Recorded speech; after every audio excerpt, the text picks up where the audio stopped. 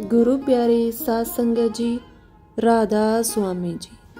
प्यारी साध संगत जी, ये साखी सुनकर आपको एहसास होगा कि सतगुरु किस तरह हमारे भाग्य का लिखा भी बदल देते हैं।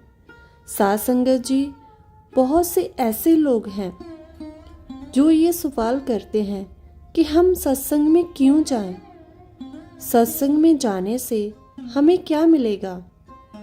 संगत जी, आज की दुनिया में इंसान बड़ा मतलबी है, क्योंकि हर चीज़ में वो अपना फ़ायदा पहले देखता है, उसके बाद आगे बढ़ता है।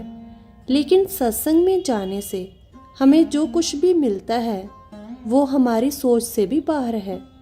संगत जी, आज की ये साखी इसी के बारे में है, तो कृपया इस साखी को लास्ट तक जरूर सुने।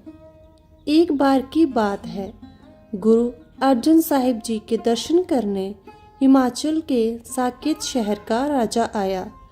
गुरु के दरबार में कीर्तन चल रहा था, रागी शब्द गा रहे थे।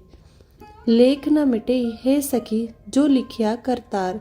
जब राजा ने ये सब सुना तो उसने गुरु जी से प्रश्न किया, महाराज, अगर किस्मत के लेख मिटते नहीं हैं तो संगत करने का क्या लाभ है? सत्संग में आने का क्या लाभ है?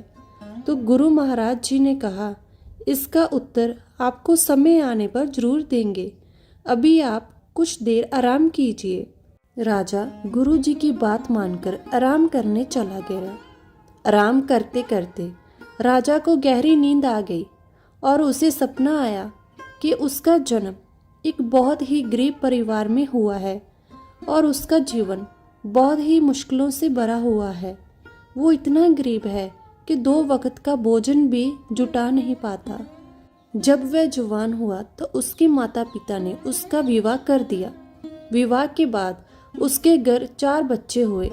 अब उसकी उम्र 40 साल की हो चुकी थी। एक दिन बच्चों की जिद पर वह पीलू के वृक्ष पर चढ़कर उनके लिए पीलू तोड़कर नीचे फेंक रहा था और कुछ खुद भी खा रहा था।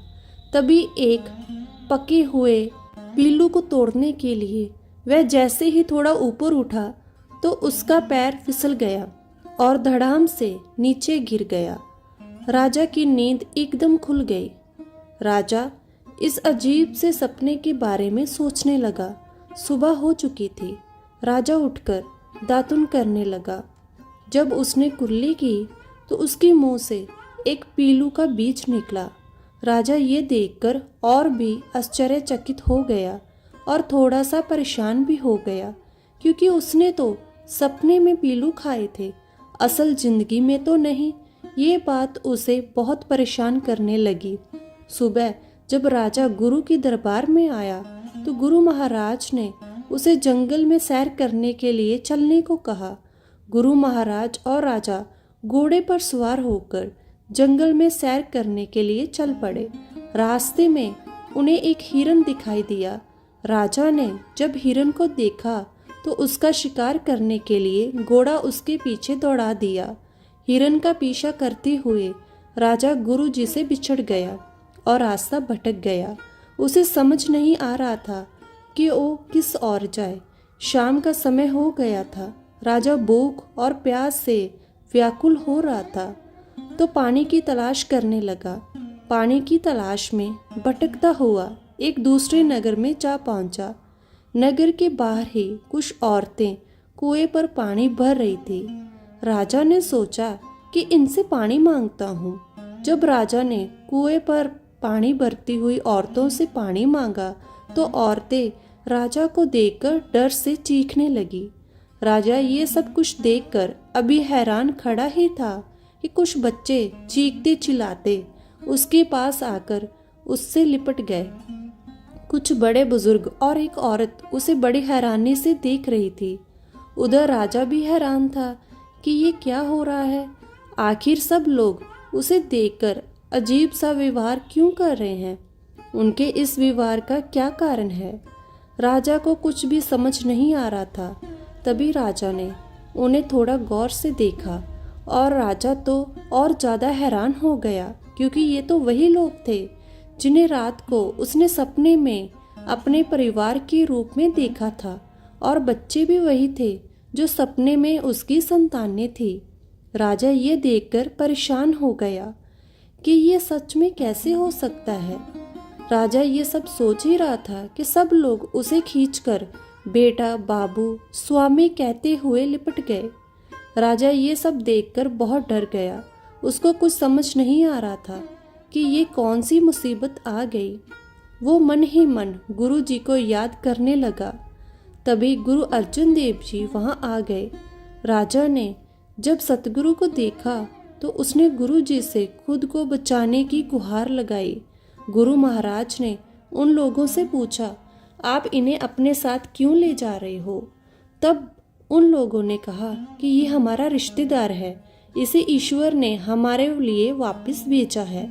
कल ये बच्चों के लिए फल तोड़ने के लिए वृक्ष पर चढ़ा था और तब वृक्ष से गिरने से इसकी मौत हो गई थी, और रिश्तेदारों के इंतजार में हमने इसका मृत्यु शरीर वेदराज के पास रखा था।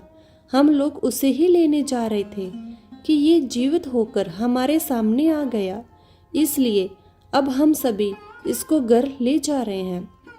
गुरुजी ने उन्हें कहा, भले लोगों, ये आपका रिश्तेदार नहीं है। आपके रिश्तेदार का शरीर अभी भी वैद्य जी के घर पर सुरक्षित पड़ा है। सभी लोग राजा और गुरु जी के साथ वैद्य जी के घर गए। वहां जाकर बिल्कुल राजा से मिलती जुलती दे देखकर सभी हैरान रह गए। सभी लोग ये देखकर बहुत शर्मिंदा हुए और उन्होंने राजा से माफ़ी मांगी और उन्हें विदा किया। गुरु महाराज और राजा वापस चल दिए। रास्ते में गुरु महाराज ने राजा से कहा, राजन, तुमने पूछा था ना, अगर लिखा मिट नहीं सकता तो सत्संग का क्या लाभ? अब आपको कुछ समझ में आया? आप जो कुछ भी अभी देखकर आ रहे हैं वो आपका आने वाला जन्म था, जो आपको इस जन्म में किए हुए गलत कार्य के कारण भोगना था। लेकिन साधु जनों की संगत करने के कारण और सत्संग में आने के कारण गुरु नानक साहिब ने आपके गरीबी के 40 साल एक सपने में ख़त्म कर दिए, जिसके कारण आप एक नए जन्म से बच गए। जिस तरह रामनुंद्रा पर अंकित अक्षर उल्टे होते हैं, लेकिन शाही का रंग मिलते ही वह राजपत्र पर सीधे छपते हैं, उसी तरह सत्संग का साथ हमारी मलिन बुद्धि को सीधे राह पर डाल देता है। राजा ये वचन सुनकर धन्य गुरु अर्जुन साहिब जी कहते हुए गुरु जी के चरणों में नतमस्तक हो गया। उसने गुरु जी से वादा किया, अब वो कभी भी गलत काम नहीं करेगा, हमेशा लोगों की भलाई करेगा। उसके बाद राजा वापस अपने नगर चला गया। तो साथ संगत जी, इस साखी से हमें ये सीख मिलती है कि अगर गुरु चाहे तो सब कुछ कर सकते हैं, इसलिए हमेशा हमेशा उनकी संगत करनी चाहिए और उनकी बातों पर अमल करना चाहिए और बिना नागा नाम का सिमरन करना चाहिए। राधा स्वामी जी।